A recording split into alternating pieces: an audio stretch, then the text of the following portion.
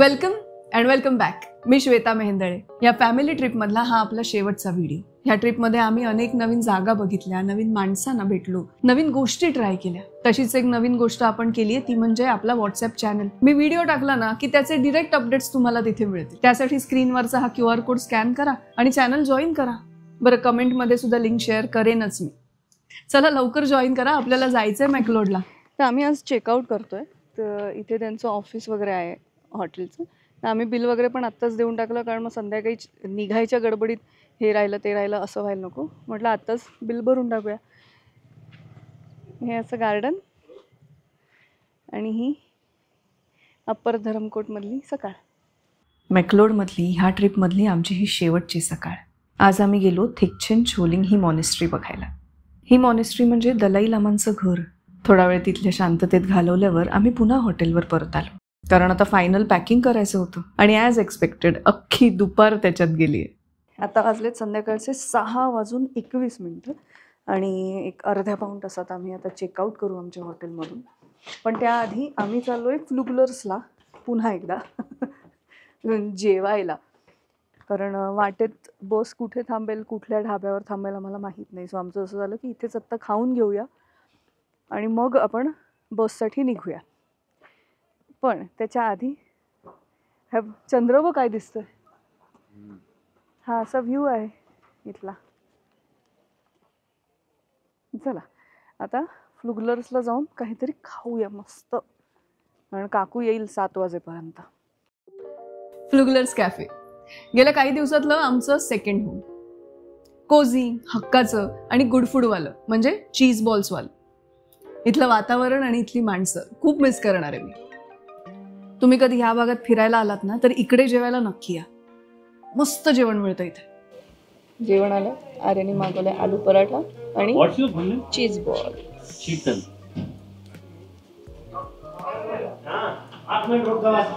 हे इथलं मॅन्डेटरी झालंय ना चीज बॉल्स.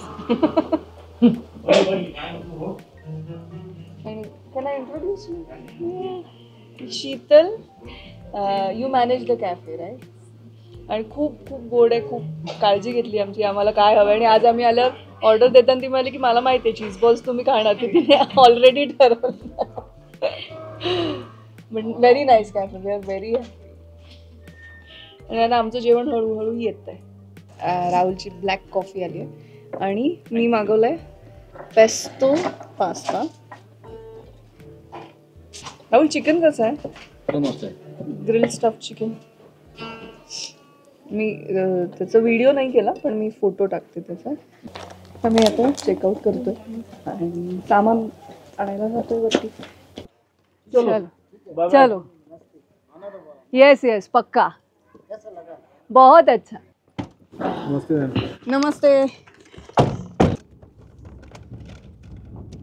आमची बस आली आहे. आता आम्ही निघतो. आमची बस येईपर्यंत काकू म्हणाला की मी थांबतो, तुम्ही गाडीत बसून राहा. तोपर्यंत आपण काकूला बाय करा. काकूजी थँक्यू. Thank you so much. कुणीही आला हां, आणि कुणीही आला तिकडे तर मी यांचा नंबर देऊन ठेवेन है ना. आपका नंबर देके रखती हूँ मैं. Thank you thank you. चलो मिलते हैं. ठीक है सर. ठीक है. ख्याल रखना. धर्मशालेहून दिल्लीकडे जाणारा आमचा हा प्रवास सुरू झाला. बस छान आहे, कम्फर्टेबल आहे एकदम. तर अशी आमची ही बस आलेली आहे आणि आता बस निघेल एक 5 मिनिटात. किती वाजलेत? 8:29. पण ट्रिप इथे संपली नाही.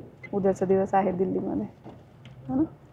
रात्री 8:30 वाजता आमची बस निघाली आणि साधारण 5:15च्या दरम्यान आम्ही दिल्लीला पोहोचलो. Good morning. आम्ही आता दिल्लीला काश्मीरी गेटला उतरलोय. आता आमची कॅब येईल आणि ह्याच्यानंतर गुरुद्वारा बांगला साहिब. ही गुरुद्वारा ओपन असते. आमच्याकडे हार्डली सकाळचे 3-4 तास आहेत. कॅब आली आहे आमची, तर आता सामान बांधेल. आज आत्ता सकाळी सुद्धा इतकं ट्रॅफिक आहे आणि कान हे झालेत माझे हॉर्न ऐकून.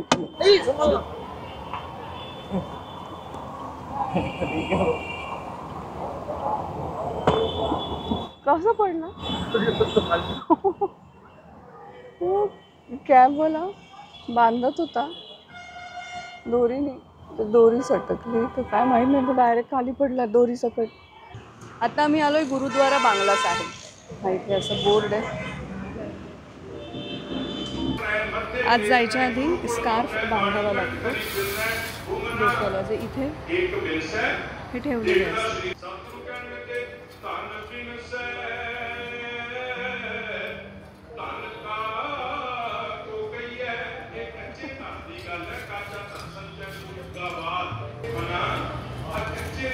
मी बांधून देतो, आईला बांधून, आई बांधून देतो.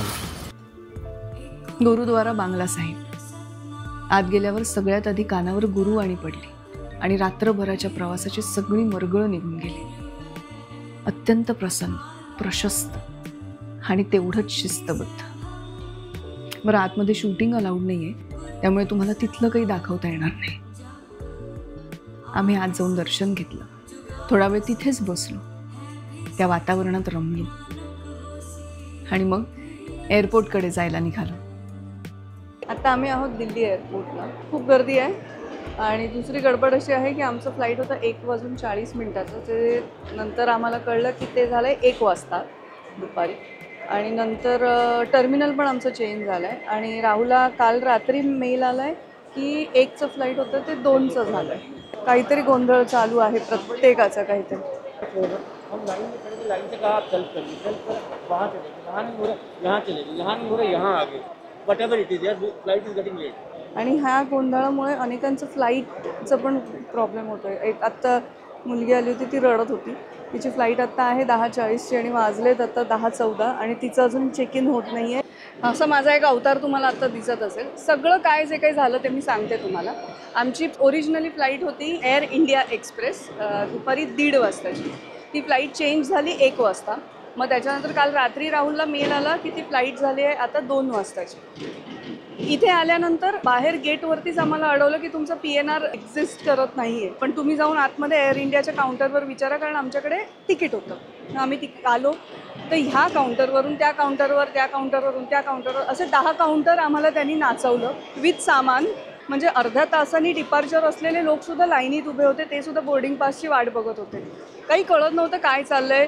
मग एक स्टाफ मला म्हणाली की तुमची फ्लाईट डिले झाली आहे. म्हटलं हो 2 वाजता झाली आहे, आम्हाला मेल आला आहे, आम्हाला कळलं आहे, पण आता चेक इन तर करून घ्या, बोर्डिंग पास द्या, म्हणजे आम्ही आत तर जाऊ शकू. मग त्याच्यानंतर राहुलचा मला फोन आला. तो गेला होता एअर इंडियाच्या मॅनेजरकडे, मग इथला जो एअरपोर्टवरचा मॅनेजर आहे तिथे. आणि तिथे गेल्यावर त्याला कळलं की फ्लाईट इनडेफिनेटली डिले झाली आहे. ती कधी होईल काय होईल माहिती नाही. सो ते सांगत होते एकतर तुम्ही थांबा, नाहीतर पूर्ण रिफंड घ्या.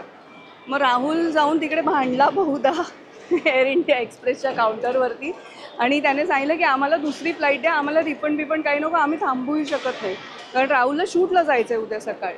सो ह्या सगळ्या गडबडीत आम्हाला जी आमची 2ची फ्लाईट झाली होती ती फ्लाईट आता 11:55ची फ्लाईट झाली आहे.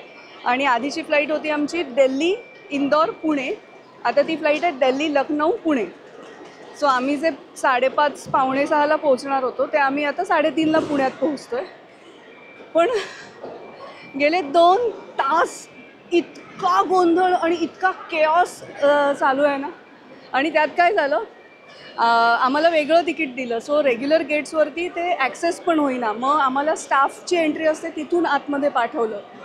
आणि मी आले ज्या लाईनमध्ये, ते लाईन होती एअर होस्टेसची. सो मी पटकन पुढे आले आणि हे दोघं जण रेग्युलर पॅसेंजरच्या लाईनमध्ये होते. आणि तू आता एक्झॅक्ट एक्सप्लेन करू शकशील की तिकडे काय सांगत होते ते लोक, की कॅन्सलच झालं होतं फ्लाईट आपलं? नाही, ते डिले करत होते. पण मला डिले झाले, मग किती वेळ डिले झाले, उडणार आहे की नाही फ्लाईट, की आमचं तिकीटाचं काय होतं. म्हटलं ते तिकीट ते काय ॲक्सेप्ट करत नाही तुमच्या त्या सिस्टीमला, ऑनलाईन पण काय होत नाही, काहीच होत नाही. बरं तुम्ही सांगताय प्रत्येकाला, प्रत्येक म्हणता की त्या माणसाला विचारा, त्या माणसाला विचारा, तो वेगवेगळं सांगतोय, तो तुम्ही वेगवेगळ्या काउंटरवरती पाठवताय. शेवटी मी एका मुख्य काउंटरवरती गेलो, तो जो मॅनेजर जो होता म्हटलं काय झालं नेमकं मला सांग. म्हटलं आम्हाला जायचं आहे, गरजेचं आहे, जाणं गरजेचं आहे. आम्ही 3 जण. मग त्या पियाने नंबर सांगितला, PNR नंबर. मग तो म्हणला की तुम्हाला तुमच्यासाठी मी वेगवेगळे ॲडजस्ट करून देतो बरं का. कोणाला सांगू नका म्हणजे नाही सांगतो म्हणजे ते जाणं गरजेचं आहे म्हटलं आत्ता मला. आधी आमची जी फ्लाईट दिल्ली इंदोर सांगितलं पुणे होती, त्याचा इंदोर लखनौ पुणे आली. फक्त लखनौला परत फ्लाईट चेंज करायची हा एक प्रॉब्लेम. हां, दिल्ली लखनौ. आधीची फ्लाईट कशी होती की इंदोरला जी थांबणार होती ना, आम्हाला उतरायचं नव्हतं. पण आता लखनौची जी फ्लाईट आहे ते लखनौला उतरून आम्हाला दुसऱ्या फ्लाईटमध्ये जायचं आहे. सो ती एक धावपळ पुन्हा एकदा होणार आहे आणि हा सगळा केऑस घेऊन मला आता असं झालं आहे की कधी एकदा पोहोचतोय घरी. हे सुद्धा खूप एन्जॉय करायचं असतं हा केऑस. काही दिवस जाऊ दे, नंतर आपण हसत बसणार आहोत त्याच्यावरती की काय येण्यासारखे आपण चिडलेलो होतो एअरपोर्टला, किती केऑसमधून गेलो आहे. हाय ग काय ब्लूटूथ काय ब्लूटूथ काय असं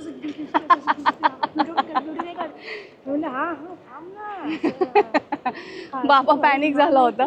पण ऑब्व्हियसली तो पॅनिक होणार, कारण तो ते सगळं मॅनेज करत बसला होता की काय आता फ्लाईट मिळते नाही मिळते, चेंज होते. आम्ही लिटरली धावत आलो आहे इथपर्यंत. हाय गो. तुमच्यापैकी अनेक जणांनी मला कमेंट्समध्ये सांगितलं की माझे व्हिडिओज तुमच्यापर्यंत पोहोचतच नाही आहेत, म्हणून आपण सुरू केला आहे आपल्या फॅमिलीचा व्हॉट्सॲप चॅनल. म्हणजे आता माझ्या व्हिडिओजचे नोटिफिकेशन्स डिरेक्ट तुम्हाला तुमच्या फोनवरती मिळतील. हा स्क्रीनवरचा QR कोड आहे ना, तो स्कॅन करा आणि आपलं चॅनल जॉईन करा. आणि कमेंटमध्ये सुद्धा लिंक शेअर करेनच मी. आता आम्ही पोहोचलोय पुणे एअरपोर्टला आणि वाजले 4. आणि अशा रीतीने आमची ही 5 दिवसांची ट्रिप, टोटल 7 दिवसांची आमची ही ट्रिप कंप्लीट झाली. आणि अजून आम्ही ॲक्च्युली जे दरवेळेला होतं निघाल्यानंतर आता पुढची ट्रिप कधी प्लॅन करूया, कुठे जाऊया, हे आमची चर्चा चालू होती. आम्ही खूप मजा केली. हे व्हिडिओज तुम्ही बघितले, ते तुम्हाला कसे वाटले, आमची ही ट्रिप तुम्हाला कशी वाटली हे मला कमेंटमध्ये सांगायला विसरू नका. माझ्या चॅनलला सबस्क्राईब करा, व्हिडिओजला लाईक करा आणि शेअर करा. Thank you so much. फायनली आम्ही पुणे एअरपोर्टला पोहोचलेलो आहोत. दिल्ली लखनौ, लखनौ पुणे असा आमचा प्रवास झालेला आहे. दिल्ली एअरपोर्टवरती काय गोंधळ झाला ते तुम्हाला कळलं असेलच, ते श्वेताने सांगितलंच आहे. पण फायनली आम्ही येऊन पोचलो आणि आमची जी धरमकोट, अप्पर धरमकोट, त्यानंतर त्रिउंड ही जी ट्रिप होती ती आम्ही पहिल्यांदाच मी, श्वेता आणि आर्य एवढ्या मोठ्या ट्रिपवरती गेलो होतो. आणि ती ट्रिप सक्सेसफुल झाली आहे. ती तुम्हालाही आवडते असं आम्हाला कळतं आहे व्हिडिओजमधनं. त्यामुळे हा शेवटचा व्हिडिओ तुम्हाला कसा वाटला ते जरूर कळवा श्वेताला सबस्क्राईब करा. आता पाऊस आला आहे नेमका हे बोलत असताना. नाही आता आहे ऑक्टोबर पण पाऊस पडतो आहे पुण्यामध्ये, मजा येते. म्हणजे तिथेही पाऊस पडला होता त्रिउंडला वरती आणि ओले पडले होते, म्हणजे गारा पडल्या होत्या आणि इथेही पावसाने सुरुवात केलेली आहे. त्यामुळे सुरुवात आणि शेवट मस्त झालेला आहे.